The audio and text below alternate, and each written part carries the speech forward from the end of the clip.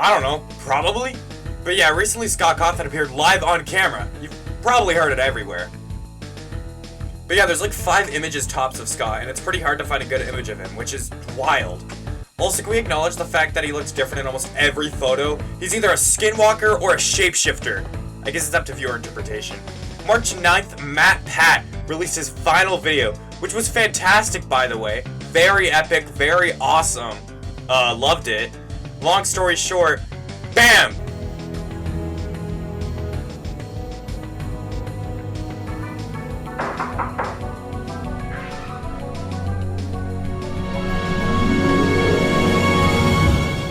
I've been expecting you. Come. My boy Scott Cawthon was there. This is also our first time seeing him move in video form. Coincidence? I think not. I'm still on the rocks about him being a shapeshifter or a skinwalker. He probably never appears in video form because he's a skinwalker, shapeshifter, alien, robot.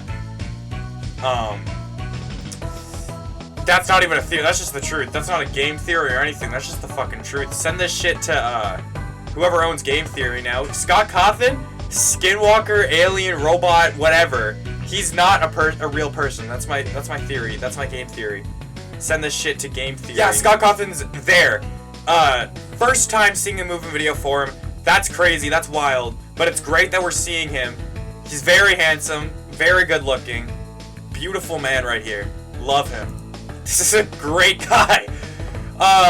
Recently Variety did an interview with MatPat, and you know what? Since Lolo didn't show up last time, Lolo, my alligator sidekick, you get to read this. On the topic of FNAF, you got to meet the creator of the series. What did you guys talk about? We talked about a long, storied history. He had some insights to give me about my theories on the franchise, and I had some insights to give him. There were definitely some questions I had for him as far as like Midnight Motorist and the FNAF box, which was going on with Five Nights at Freddy's security breach. And we talked about some of those things. And to the degree that we talked about them, I can't really say, but he may or may not have given me some answers. Lolo did not record the second half because they are stupid and dumb and can't read. That's what I get for getting someone who can't read to read an article. MatPat says, all these years I've had this like one final boss of the lore of Five Nights at Freddy's, and so for me to ascend into the realm and have the gates of heaven open to me, with the lore laid out in front of me by the guy who created it. I think that was pretty satisfying. Was that so fucking hard, Lolo? To read off one paragraph? I am lowering your pay by 70%. Shouldn't have been illiterate. It was pretty satisfying to me too. I guess that kind of confirms that, no, MatPat and Scott aren't the same person. Because, you know, they've been in the same room at the same time. Lame. Anyway, that was 1 out of 6 endings. So if you want to go check out MatPat's final theory, if you haven't, which I don't understand why, go watch it. So yeah, to summarize, Scott Cawthon maybe told MatPat the fucking FNAF lore. And if he did, I feel like he wouldn't have told MatPat everything. Like, I still feel like MatPat's probably going to catch up with the series, and if he got told everything, I feel like it'd be less fun.